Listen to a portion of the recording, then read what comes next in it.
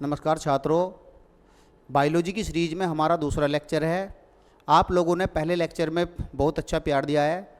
आशा करता हूँ आगे भी आप लोग ठीक है ना इसी तरीके से ठीक है ना वीडियो पे लाइक और कमेंट और शेयर करेंगे। ठीक है ना, आइए शुरू करते हैं इस एपिसोड का दूसरा लेक्चर।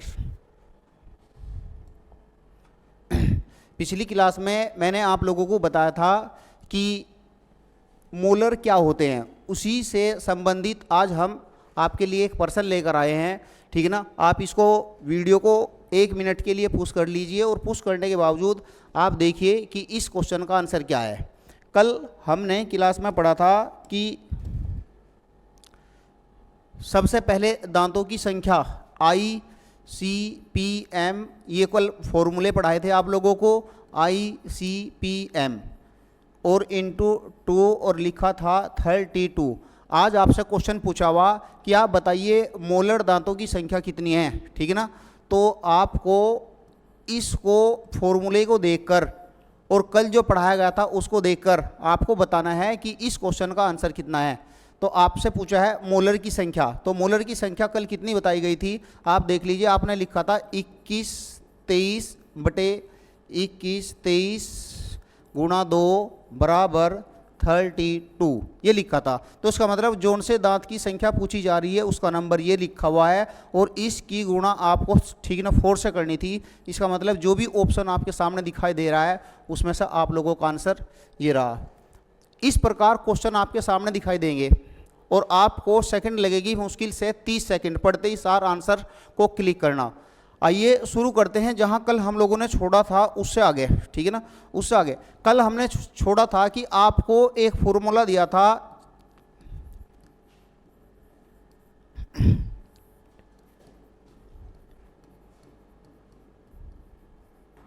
खरगोश, और इसके ठीक है ना फॉर्मूले को आपसे पूछा गया था कि आप वीडियो को 1 मिनट के लिए ठीक है ना रोक लीजिए और रोकने के बावजूद ठीक है ना आप कमेंट कीजिए। तो आप लोगों ने बहुत अच्छे कमेंट किए हैं। कुछ बच्चों ने बोला है कि सर यूपीएसआई के लिए साइंस की टेस्ट सीरीज ठीक है ना अभी वो भी हमारी ऑफलाइन में चल रही है, लेकिन जल्दी हम लोग वाग उसको ऑनलाइन लेकर आएंगे।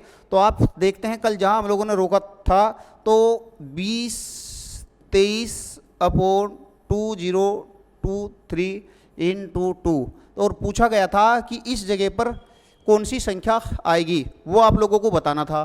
तो मैंने बताया था कल भी आप लोगों से बात हुई थी कि आप इसको बताइए कैसे ठीक है ना सोल्व करेंगे, और सोल्व करने का तरीका सबसे आसान बताया था कि इसको इसके साथ जोड़ लीजिए, इसको इसके साथ जोड़ लीजिए और जोड़कर तुरंत लिख लीजिए 2 और 2 4, 4 और 3 7, और ये लिखा मैंने 7 और 7 की गुणा 2 से और बराबर 7 को इससे जोड़ा और संख्या लिखी 14 और इसकी गुणा 2 से करी तो टोटल लिखा 28। अगर आपसे पेपर में क्वेश्चन बना आप बताइए रैबिट खरगोश के दांतों को की टोटल संख्या कितनी है, तो तुरंत जहां भी ऑप्शन लिखा जाएगा 28, जैसे ऑप्शन लिखा है पीछे अभी लिखा, यहां पर लिखा हुआ ये इंसान के दांतों की, मानव के दांतों की संख्या ठीक है ना मोलर की कितनी होती है। अब मैंने पूछ लिया आप लोगों से, जैसे अभी आप लोगों को बताया कि यहाँ पर ठीक है ना मोलर दांतों की संख्या खरगोश के अंतर्गत कितनी होती है, तो तुरंत बता देंगे। ये लिखा हुआ आप लोगों के सामने ठीक है ना, एकदम तुरंत 4 से मल्टीप्लाई कर लीजिए जिसको भी आपको जानना है और तुरंत आप लोग उसकी संख्या बता देंगे।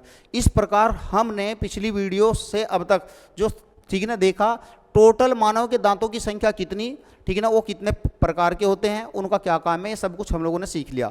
जिन बच्चों ने पिछली वीडियो नहीं देखी है एक बार देख लें, दूसरी वीडियो तभी समझ में आएगी जब आप लोग पिछली वीडियो को देख लेंगे।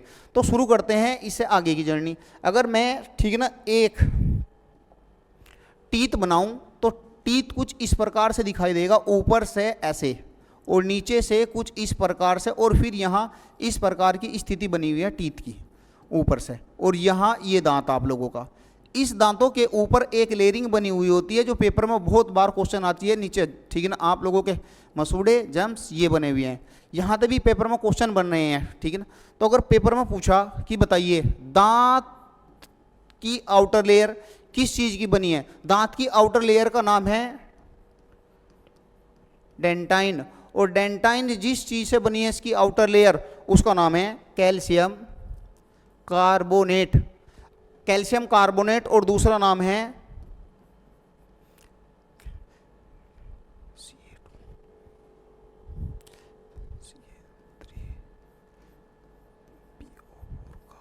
कैल्शियम फास्फेट, कैल्शियम कार्बोनेट और कैल्शियम फास्फेट से हमारे दांत बने हुए हैं। सीधा पूछेगा मानव के दांत किस चीज़ के बने हुए हैं, तो मानव के दांत कैल्शियम कार्बोनेट और कैल्शियम फास्फेट के बने हुए हैं, ठीक है ना। इसकी जो आउटर लेयर है, इसकी आउटर लेयर का नाम है इनेमल, ठीक है ना। और इनेमल मानव के दांत का सबसे हार्डेस्ट पार्ट होता है, ठीक है ना। तो इस प्रकार हमने सीखा कि मानव को जीवन में कितने दांत मिलते हैं, ठीक है ना, होते कितने हैं, उन सब के बारे में हम लोगों ने पढ़ा कि मानव को दांतों की संख्या कितनी होती है।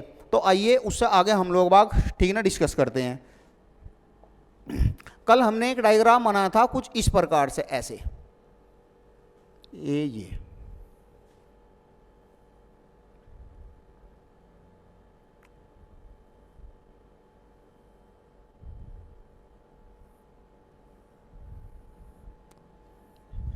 और हमने कल यहाँ पढ़ा था कि मैंने बताया था कि ठीक है, जिस टाइम पर कोई व्यक्ति फूड को इंटेक करता है, ग्रहण करता है, तो ठीक है ना, भोजन में, ठीक है ना, जिस चीज़ का हम लोगों को डाइजेशन कराना है उसका नाम है CPF, ठीक है ना। सी का मतलब, ठीक है ना, आज फिर कल भी बताया गया था, दोबारा से फिर आपको बताता हूँ, कार्बोहाइड्रेट, ठीक है ना। P4 बनता है प्रोटीन और F4 बनता है फैट।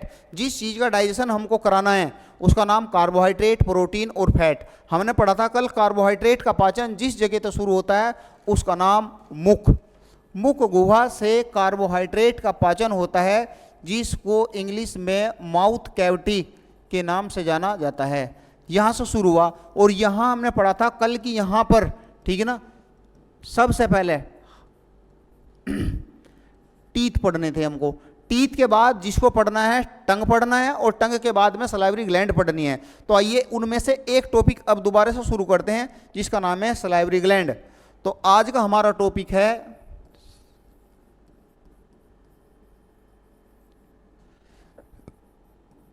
सलाइवरी ग्लैंड, ठीक ना। सलाइवरी ग्लैंड का मतलब है, ठीक है ना, लार ग्रंथि। तो हिंदी में इसको जिस नाम से जानते हैं उसका नाम है लार ग्रंथि, ठीक है ना, जिनसे लार निकलती है। आज का टॉपिक हमारा लार ग्रंथि है और लार ग्रंथि को हम डिस्कस करेंगे। तो लार ग्रंथि, ठीक है ना, तीन टाइप की, तीन प्रकार की होती है, ठीक है। तो पहले नंबर पर है पैरोटिड ग्लैंड,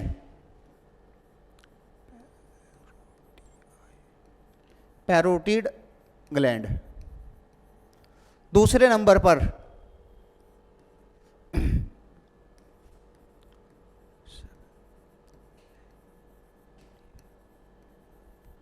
सब मैडिबुलर ग्लैंड, और इसके तीसरे नंबर पर, ठीक है ना,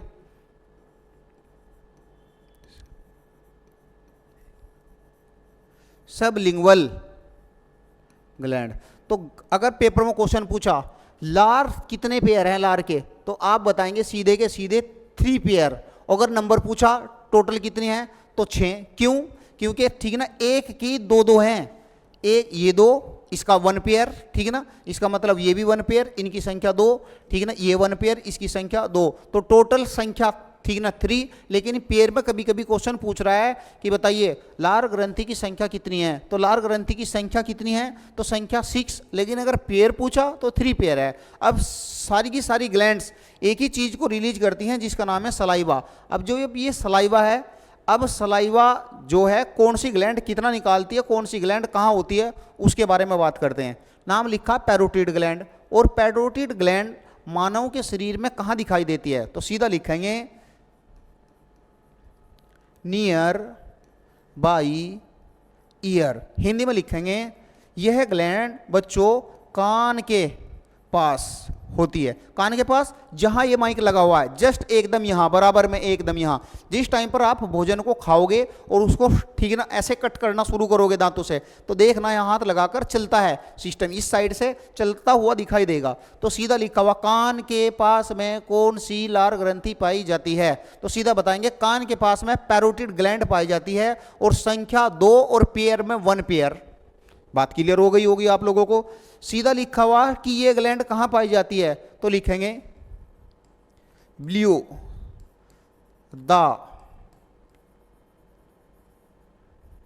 द टंग, हिंदी में लिखेंगे जीभ के नीचे पाई जाती है। मैंने क्वेश्चन बनाया पेपर में, एग्जामिनर ने आपसे क्वेश्चन पूछा जीभ के नीचे कौन सी ठीक ना सलाइवरी ग्लैंड पाई जाती है, तो सीधा लिखेंगे जीभ के नीचे जोन सी ग्लैंड पाई जाती है उस ग्लैंड का नाम सब लिंग ठीक ना मैंडिबुलर ग्लैंड है। फिर क्वेश्चन बना पेपर में, आप बताइए ठीक है ना, इनमें से ऐसी कौन सी ग्लैंड है जो जबड़े के पास में पाई जाती है, तो आप बताएंगे सीधा का सीधा सब लिंगुअल ग्लैंड है। दोस्तों एग्जामिनर बहुत डीप जाकर बायोलॉजी के क्वेश्चन पूछ रहा है, अगर आपका कॉन्सेप्ट क्लियर नहीं है तो एक भी क्वेश्चन आपसे हिलेगा नहीं, इसलिए आप लोगों को बहुत डीप ले जाकर ठीक है ना पढ़ाने की पूरी कोशिश की जा रही है कि बच्चों का कोई भी क्वेश्चन ठीक है ना बायोलॉजी से ना रुके और आप लोगों का जल्द ही सिलेक्शन हो जाए। जैसे लिखा हुआ, ये लिखा हुआ पैरोटिड ग्लैंड, 3 ग्लैंड ऑप्शन लिखा है एग्जामिनर ने, ए ऑप्शन लिखा, बी ऑप्शन लिखा, सी और एक ऑप्शन और लिख दिया कोई भी, और पूछा आप बताइए इन तीनों में से सबसे लार्जेस्ट ग्लैंड कौन सी है, तो लार्जेस्ट ग्लैंड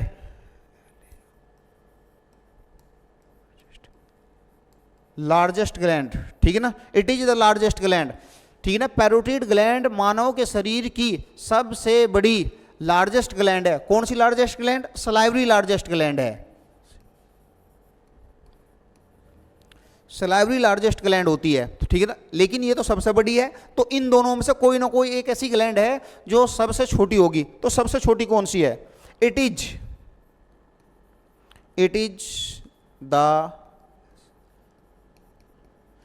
द स्मॉलेस्ट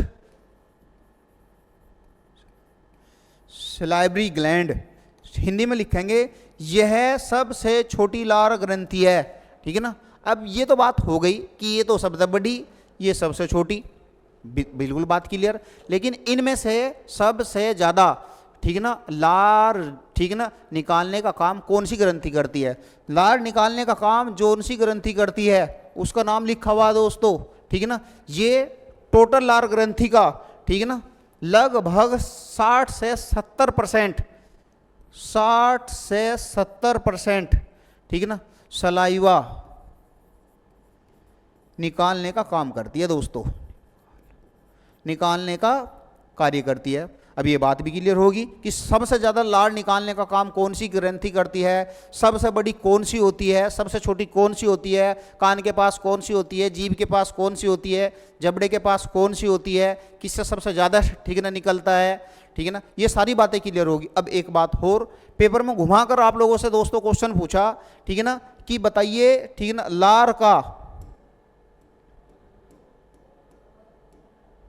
लार का पीएच मान कितना, और जैसे ही ये पूछा जिन बच्चों ने नहीं पढ़ा ठीक है ना लार का पीएच मान कितना होता उन वो सब ठीक ना गए ठीक है ना 6 से 8 6.8% लार का पीएच मान 6 या तो 6.8 लिखे या 6 ठीक है ना 7 लिखे, दोनों में से कोई भी एक ऑप्शन जरूर देता है। 6 से 7% या 6.8% लार का पीएच मान होता है। तो इस प्रकार हमने पढ़ा कि लार का पीएच मान कितना होता है ठीक है ना, लार में ठीक है ना कौन सी लार सबसे बड़ी है, ये दोस्तों हमने डिस्कस कर लिया। इससे थोड़ा सा आगे चलते हैं 2 कदम, और 2 कदम जानकर हम पढ़ते हैं कि लार में क्या क्या चीज़ मिलती है। ये लिखा हम लोगों ने, हेडिंग डाली आप सब, सलाइवा। अब सलाइवा में क्या क्या होता है उसके बारे में मैंने पूछा, लार में सबसे ज़्यादा क्या मिलता है, तो लार में जो सबसे ज़्यादा फाउंड किया जाता है उसका नाम है ये वाटर, जल। और जल ठीक ना का परसेंटेज सबसे ज़्यादा होता है, लगभग 90 से लेकर 95% तक लार में जो चीज़ पाई जाती है उसका नाम जल। जल के बाद में ठीक है ना लार में म्यूकस पाया जाता है ठीक है ना, म्यूकस को हिंदी में चिपचिपा पदार्थ लिखा जाता है। लार में और जो चीज़ पाई जाती है उसका नाम है मिनरल्स, खनिज लवण, ठीक है ना। लार में खनिज लवण भी पाए जाते हैं, और खनिज लवण कौन कौन से, जैसे मैंने लिखा Na सोडियम, ठीक है ना, ये क्लोरीन, ये इस प्रकार, ठीक है ना। लार में कुछ खनिज लवण भी पाए जाते हैं, लेकिन एक एंजाइम भी पाया जाता है जिस एंजाइम का नाम है लाइसो एंजाइम।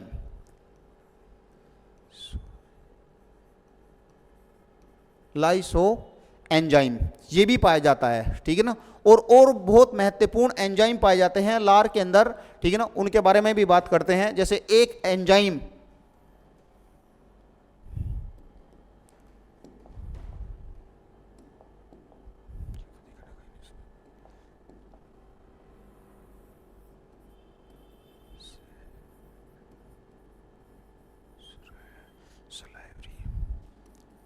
नाम लिखा हुआ है सलाइवरी,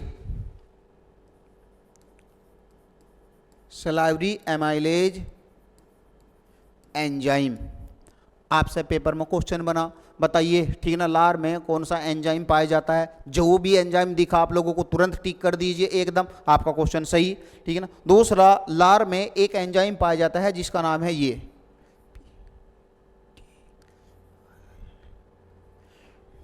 टाइलिन एंजाइम।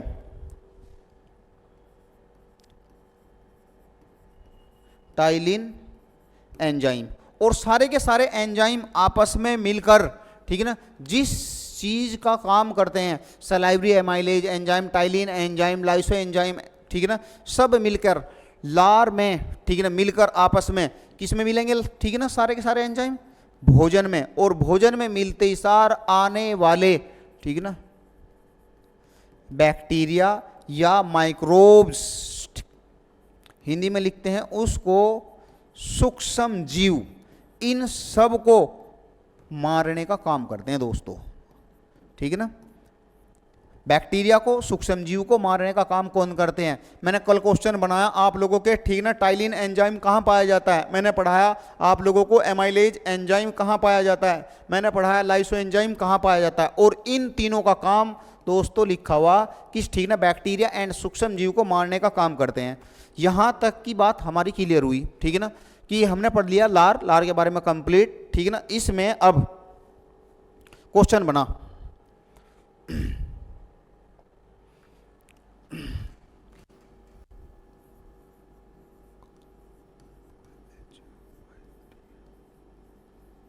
मैंने लिखा कार्बोहाइड्रेट, मैंने लिखा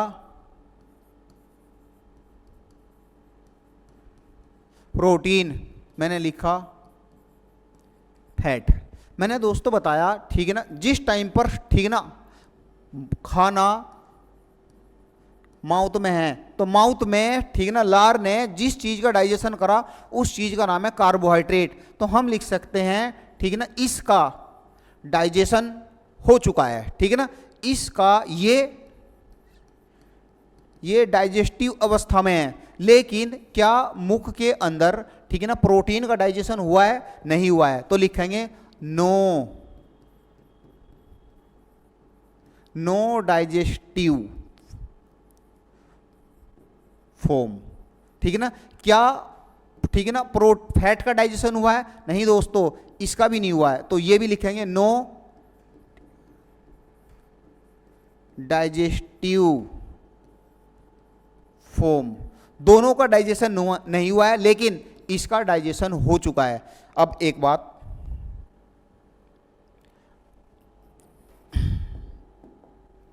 मैंने डायग्राम बनाया दोबारा से, ये डायग्राम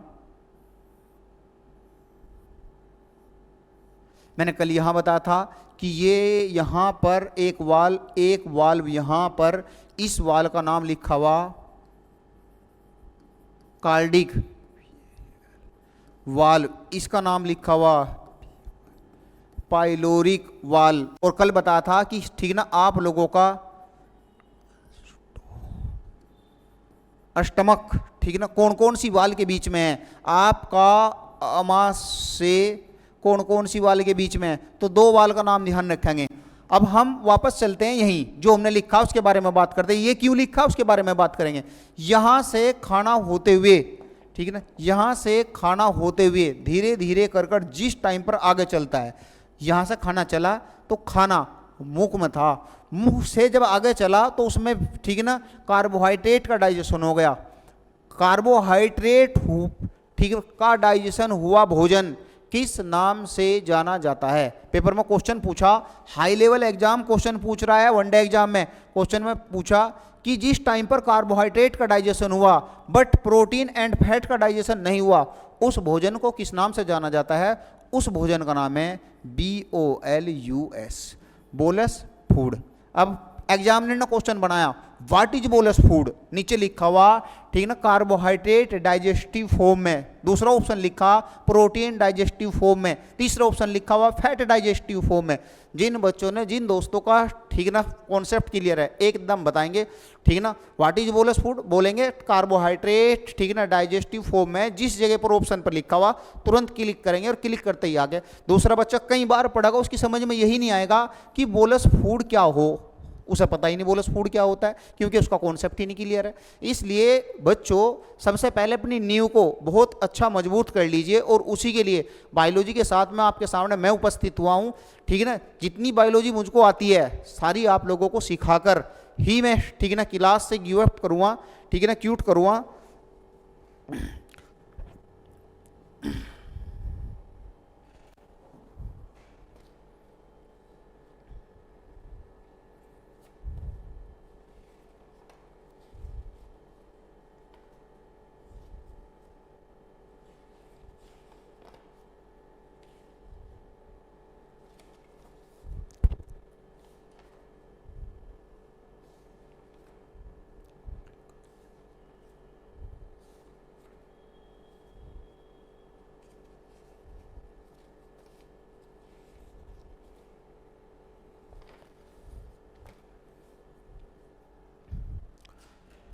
चलिए दोस्तों, ये हमारा जो हम सलाइवा पढ़ रहे थे, लाड पढ़ रहे थे, उसके बारे में हमारे सारे कॉन्सेप्ट आशा करता हूँ आपके क्लियर हो गए होंगे।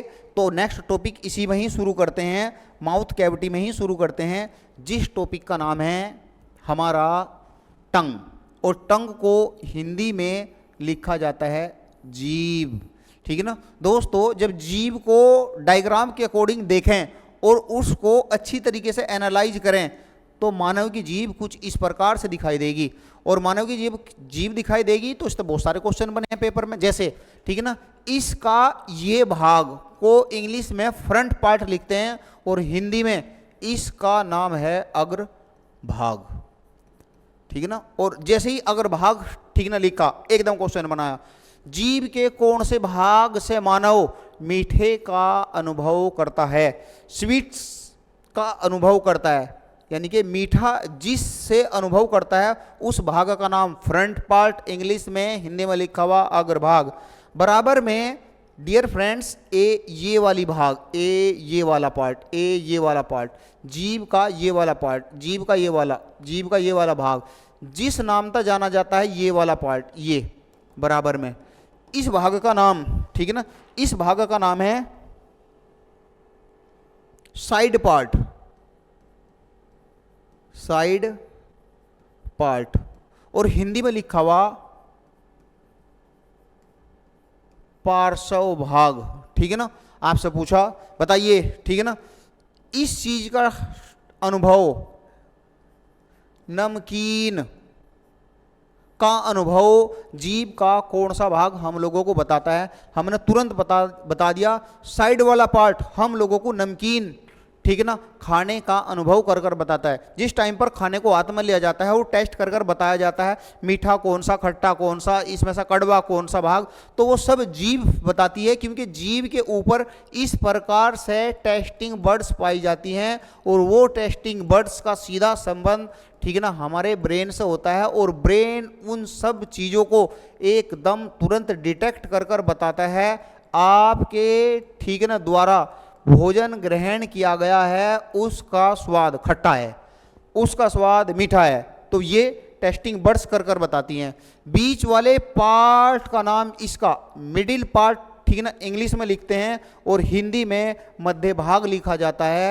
और मध्य भाग ठीक है ना खाने का कौन सा अनुभव हमको करवाता है, बताया। मिडिल पार्ट लिखा, कौन सा भाग कर बताएगा, सीधा लिखेंगे ये बताता है दोस्तों खट्टा, ठीक है ना। खट्टे का अनुभव करवाने वाले भाग का नाम क्या, ठीक है ना। नमकीन भाग का नाम, ठीक है ना, नमकीन का एहसास करवाने वाले भाग का नाम क्या, ठीक है ना। मीठा अनुभव करवाने वाले भाग का नाम क्या। लास्ट में ये वाला भाग, ठीक है ना, ये लास्ट ठीक है ना पार्ट है, इसको पश्च भाग के नाम से जाना जाता है। हिंदी में इसको पश्च,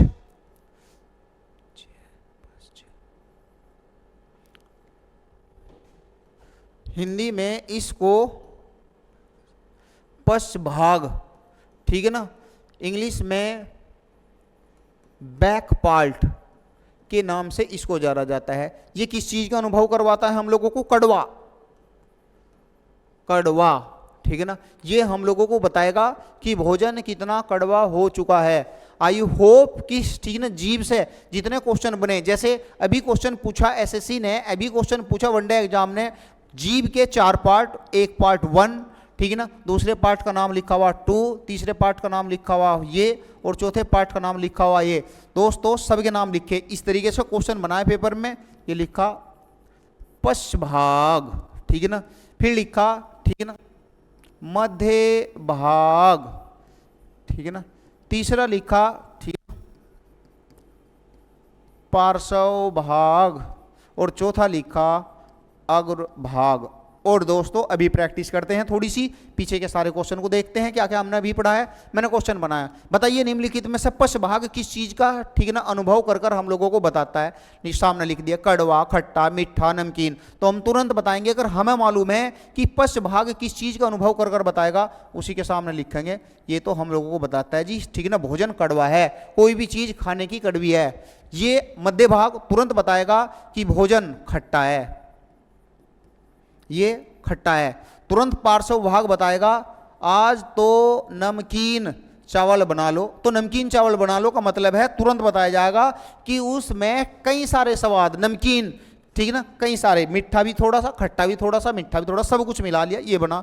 लेकिन जिस टाइम पर दोस्तों ठीक है ना माइंड को ही नहीं पता कि है क्या, तो सीधा नाम बोलते हैं आज कुछ अजीब सा है भाई, ठीक है ना, पता ही नहीं चल रहा, ना तो मीठा लग रहा, ना खट्टा लग रहा, ना तीखा लग रहा, क्या बना, कुछ अजीब सा टेस्ट आ रहा, पता ही नहीं चल रहा। तो यानी कि ब्रेन को भी ठीक है ना जब नहीं पता तो सीधा नाम देता है अजीब सा बना कुछ आज। तो अब देखिए यहाँ नाम लिखा हुआ अग्रभाग किस चीज का एहसास करवाएगा, मीठा, ठीक है ना। तो हमने टंग से संबंधित कुछ बातें पढ़ी, सारी बातें पढ़ ली। अब टंग के बारे में एक और फैक्टर, एक एग्जाम ने क्वेश्चन पूछा, टंग इज ए मस्कुलर और guns. Tongue is a muscular organ. Muscular organ का मतलब ठीक है ना हिंदी में लिखते हैं इसको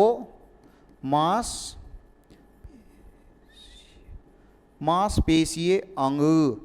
और एग्जामिनर कई सारे नाम लिख देगा आपके सामने और पूछेगा बताइए निम्नलिखित में से कौन सा ऑर्गन मस्कुलर ऑर्गन के नाम से जाना जाता है। हमने देखा भाई साहब टंग भी लिखा हुआ, हम तुरंत एक और बताएंगे आप लोगों को जब पढ़ाएंगे, ये भी मस्कुलर ऑर्गन है, हार्ट, ठीक है ना। और भी बताएंगे काफी सारे नाम कि मस्कुलर ऑर्गन किसको कहते हैं, हार्ट क्यों मस्कुलर ऑर्गन है, ठीक है ना, टंग क्यों मस्कुलर ऑर्गन है, उसके बारे में देखते हैं। उसकी सारी की सारी बातें चलते हैं 2 कदम आगे, ठीक है ना। मस्कुलर ऑर्गन किसको कहा जाता है, मस्कुलर ऑर्गन डियर फ्रेंड्स उन ऑर्गन्स को कहा जाता है जिनके अंदर ये ना हो, क्या ना हो, उनमें बोन ना हो, हड्डी ना हो, तो उनको मस्कुलर ऑर्गन के नाम से जाना जाता है, उनको मांसपेशीय अंग के नाम से जाना जाता है। मैंने पूछ लिया बताइए कौन सा ठीक ना मांसपेशीय अंग है, कौन सा मस्कुलर ऑर्गन है, आप लोगों ने तुरंत ठीक ना एकदम जवाब दिया कि आपको मालूम हो गया है कि मस्कुलर ऑर्गन उस ऑर्गन को कहा जाता है जिसमें हड्डी नहीं है।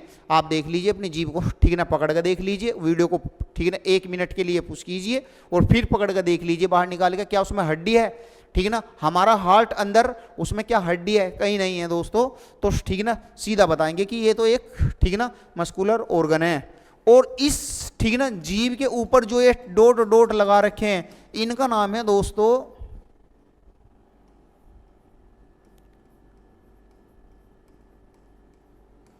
Testing bird.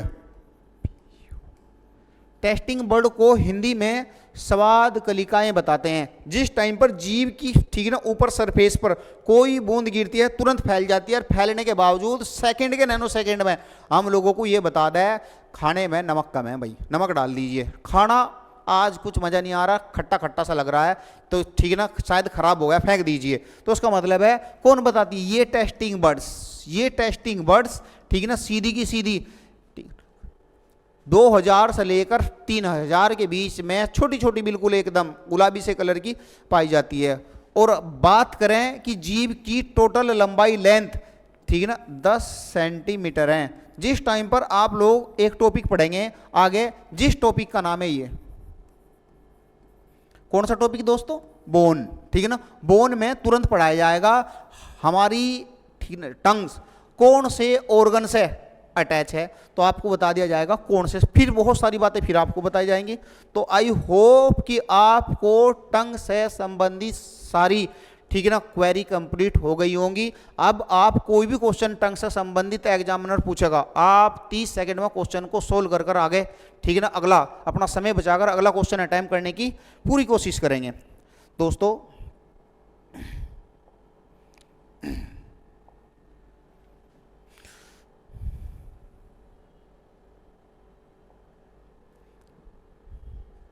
जो हमने कल पढ़ा था डियर फ्रेंड्स, एक क्वेश्चन लिखा है मैंने, ठीक है ना, फिर आपको आगे की स्थिति बताता हूं, क्योंकि अब हमारा, ठीक है ना, हमने जो जो पढ़ा है अभी, हमने माउथ पढ़ा है। आप, ठीक है ना, इतना देखिए और 1 सेकंड के लिए, 2 सेकंड के लिए वीडियो को रोकिए, 5 सेकंड के लिए, और देखिए उपरोक्त में से आपका आंसर क्या है। कमेंट में लिखकर बताइए वीडियो को रोककर कि आपका, ठीक है ना, इस क्वेश्चन नंबर 3 का आंसर क्या है।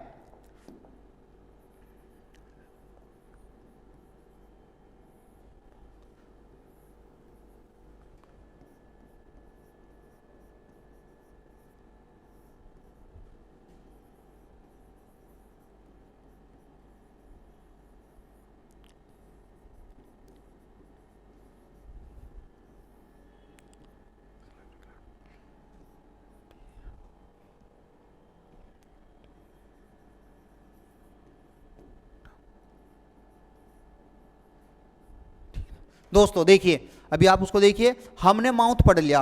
माउथ में सबसे पहले हम लोगों ने जिस चीज़ को पढ़ा उसका नाम टीथ, हमने जिस चीज़ को पढ़ा उसका नाम सलाइवरी ग्लैंड, हमने जिस चीज़ को पढ़ा अभी उसका नाम टंग। और एक क्वेश्चन आपको टीथ से लिखा, मनुष्य में द्विवार दंती की संख्या कितनी होती है? व्हाट इज द नंबर, ठीक है ना, ऑफ, ठीक है, young teeth in human beings. आप बताइए, वीडियो को रोक लीजिए, और रोकने के बावजूद, ठीक है ना, इस क्वेश्चन का आंसर कमेंट बॉक्स में लिखेंगे।